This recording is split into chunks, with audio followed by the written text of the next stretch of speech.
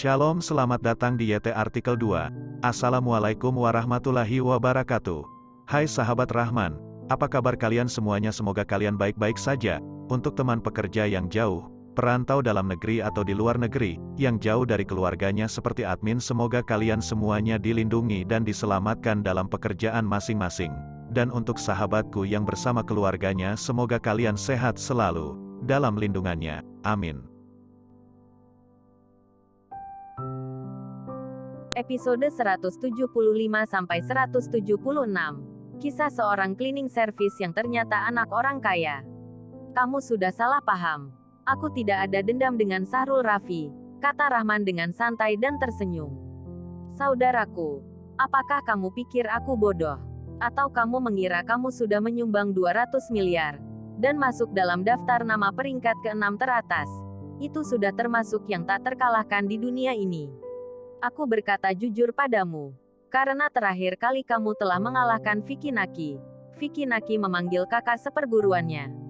Meskipun kamu telah mengalahkan Vicky Naki, menurutmu bagaimana dengan kekuatan Vicky Naki? Tanya Raymond Raffi kepada Rahman. Sangat kuat kan? Rahman mengangguk-anggukkan kepalanya. Perkataan yang dia katakan adalah yang sebenarnya. Terakhir kali meskipun dia mengalahkan Vicky Naki dengan pukulan terkahirnya, sebenarnya pada saat itu termasuk suatu kebetulan.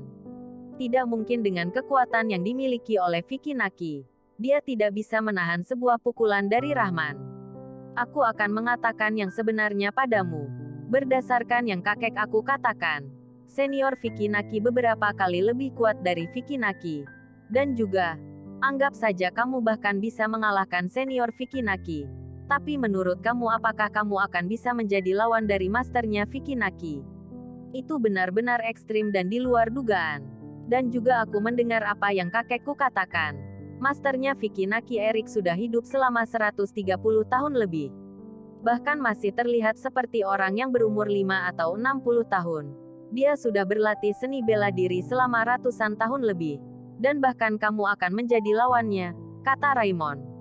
Lalu kenapa? Rahman yang merasa tersentuh dengan reputasi Erik yang sudah pernah dikatakan oleh Paman William, tidak menyangka kalau dia adalah masternya Vicky Naki.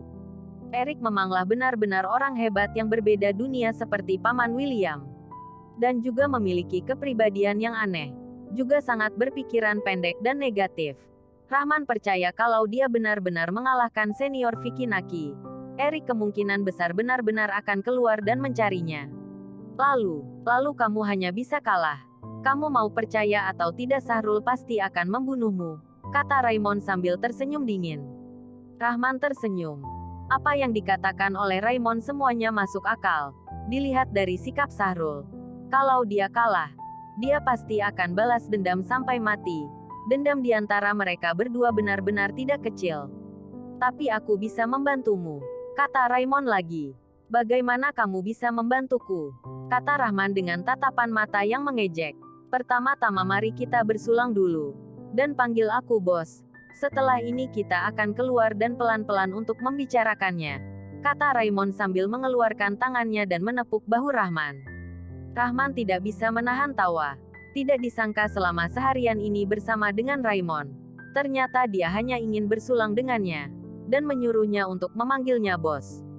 Dia agak terheran-heran. Apakah Raymond benar-benar tidak cocok dengan Sahrul? Baiklah. Anggap saja kalau dia benar-benar tidak cocok dengan Sahrul. Bagaimana bisa Rahman bekerja sama dengannya?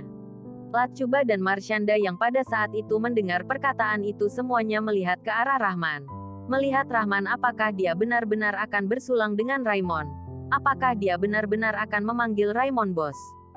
Terutama Latchuba. Meskipun dia baru saja mengenal Rahman. Tetapi Rahman memberikan kesan pertama padanya dengan baik. Jadi dia baru saja pertama kali mengobrol bersama dia memberikan kartu namanya kepada Rahman. Kalau untuk bersulang, lupakan saja, kata Rahman dengan santai dengan tersenyum. Kenapa? Kamu memandang rendah aku. Ekspresi wajah Raymond menjadi muram. Seluruh perilakunya semuanya berubah. Memandang rendah atau tidak, ini harus dilihat bagaimana kamu memahaminya, kata Rahman sambil tersenyum.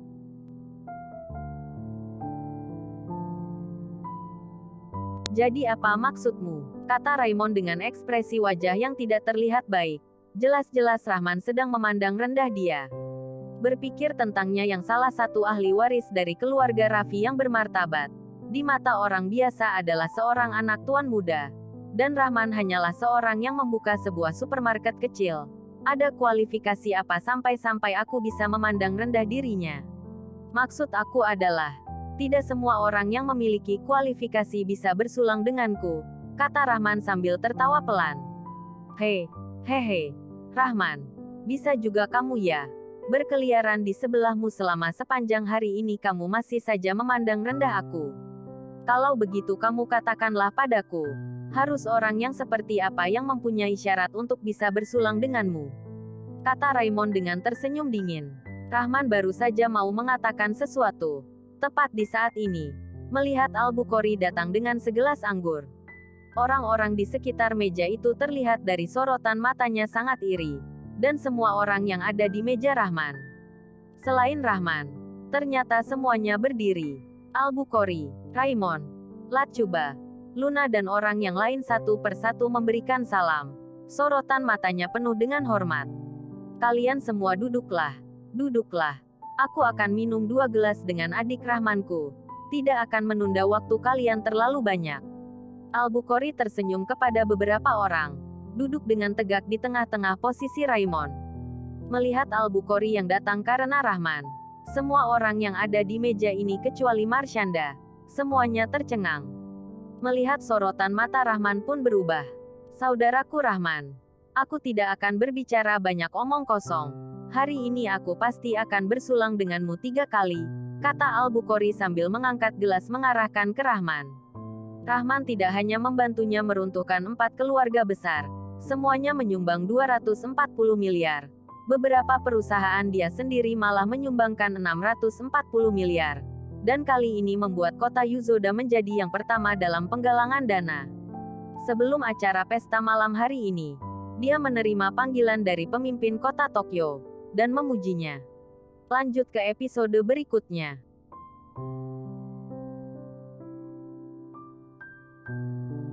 Episode 176. Kisah seorang cleaning service yang ternyata anak orang kaya. Rahman yang membantu dalam prestasi politiknya seperti ini, tentu saja membuatnya secara pribadi mengucapkan terima kasih kepada Rahman. Jadi dia tidak mengundang Rahman ke mejanya. Karena di mejanya, kepala 4 keluarga besar semuanya ada di sana. Sekali Rahman ke sana, di dalam hati beberapa orang yang mengeluh tidak ingin minum bersama dengan Rahman nanti malah akan timbul masalah. Saudara Rahman, mari bersulang 3 kali. Raymond melotot. Dalam hatinya seperti seekor anjing yang sedang marah. Dia yang baru saja masih mengejek Rahman. Mengatakan orang yang memiliki kualifikasi seperti apa yang bisa bersulang dengan Rahman. Sekarang ini Al-Bukhari malah dengan sendirinya datang dan ingin bersulang 3 kali dengan Rahman. Apakah ini bukannya termasuk mempermalukannya? Dan juga, dia masih ingin menyuruh Rahman memanggilnya dengan sebutan bos. Dan dalam situasi seperti ini dia ingin menunjukkan kekuatannya dan menurunkan kekuatan Rahman. Tapi tidak disangka orang ini malah memanggil satu sama lain sebagai saudara dengan Al-Bukhari. Al-Bukhari, kalian mengobrollah duluan. Di sana masih ada temanku. Aku duluan. Raymond mana ada wajah lagi untuk bertahan di sana. Dan akhirnya melarikan diri tanpa jejak. Marshanda yang melihat Raymond yang dalam situasi sulit seperti ini melarikan diri. Dia tertawa terkekeh-kekeh. Sebelumnya ketika Raymond yang berpura-pura di depan Rahman, dia pun sudah tahu kalau Raymond pasti akan dipermalukan. Hanya saja tidak disangka dipermalukannya kali ini sangatlah cepat. Al-Bukhari juga dengan sendirinya datang membantunya untuk mempermalukannya. Orang ini, semakin lama semakin membuat orang merendahkannya. Sinta dan Lachuba semuanya dengan ekspresi gak tidak ingin percaya melihat Rahman. Ternyata Al-Bukhari dengan sendirinya datang untuk bersulang dengannya. Ini membuat kedua wanita cantik itu tercengang sampai mereka menutup mulutnya. Bahkan karena takut kalau tidak hati-hati akan menjerit keluar. Baiklah. Kalau begitu aku akan bersulang beberapa kali dengan Al-Bukhari, kata Rahman sambil tersenyum. Dan menuangkan bir ke gelas dan bersulang-sulang dengan Al-Bukhari. Ada orang lain di sekitar. Al-Bukhari dan Rahman semuanya tidak mengatakan perkataan apapun yang penting. Setelah kedua orang meminum 3 gelas, Al-Bukhari pergi dan meninggalkan tempat itu. Sampai pada Al-Bukhari pergi, Lachuba dan orang yang lainnya menghela nafas dengan lega.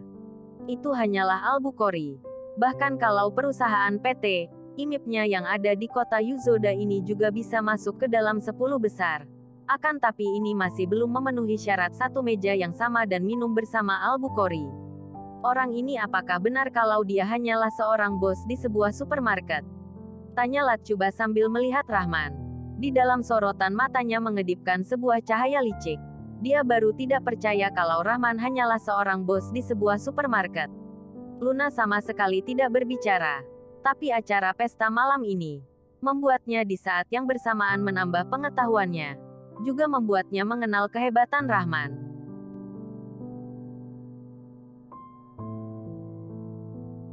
Rahman yang hari ini, dengan Rahman yang dia kenal, benar-benar sepenuhnya adalah dua orang yang berbeda. Setelah acara pesta selesai, Luna merasa kalau Rahman semakin terlihat sebagai orang asing. Alasan utamanya adalah dia merasa kalau senyum yang ada di wajah Rahman semuanya adalah palsu. Jadi dia melihat Rahman yang mengantar mobil Rahman. Dan tidak mengatakan apapun. Tidak bertanya apapun. Dalam hati Rahman menghela nafas.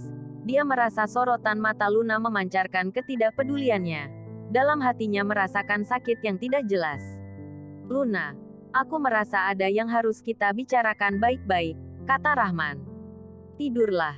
Ada masalah apa besok saja baru kita bicarakan, kata Luna dengan tegas, dan sambil masuk ke dalam kamar yang satunya.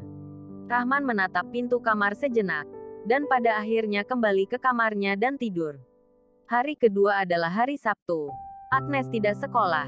Rahman tidur dengan malas-malasan, dan baru saja bangun, langsung menerima pesan dari Luna. Beberapa hari ini aku membawa Agnes pulang ke rumah ibuku dan tinggal di sana. Kamu jangan datang ke sini untuk mencariku. Melihat pesan, dalam hati Rahman sangat marah. Dia mengeluarkan sebatang rokok dan menyalakannya, lalu merokok dengan amarah. Dia bertanya pada diri sendiri kalau dia tidak melakukan kesalahan.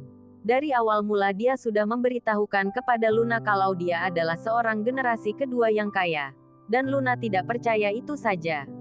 Kemudian aku tidak ingin memberitahukan padanya statusku. Hanya karena tidak ingin membawa masuk mereka ke dalam pusaran kehidupanku.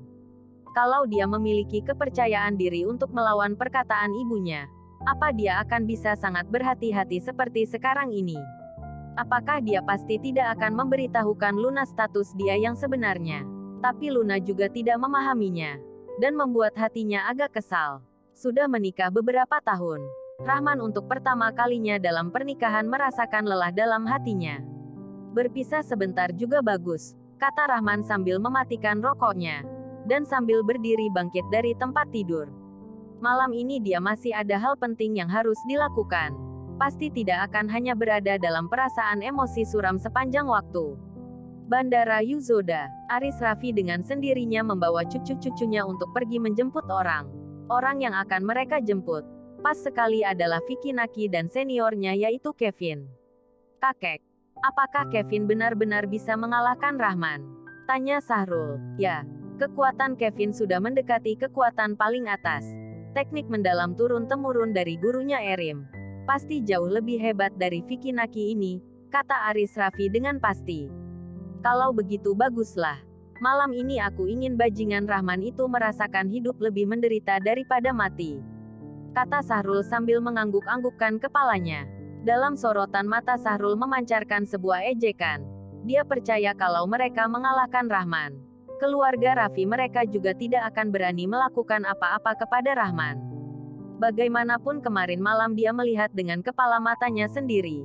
Kalau Al-Bukhari ingin memanggil satu sama lain dengan kata saudara.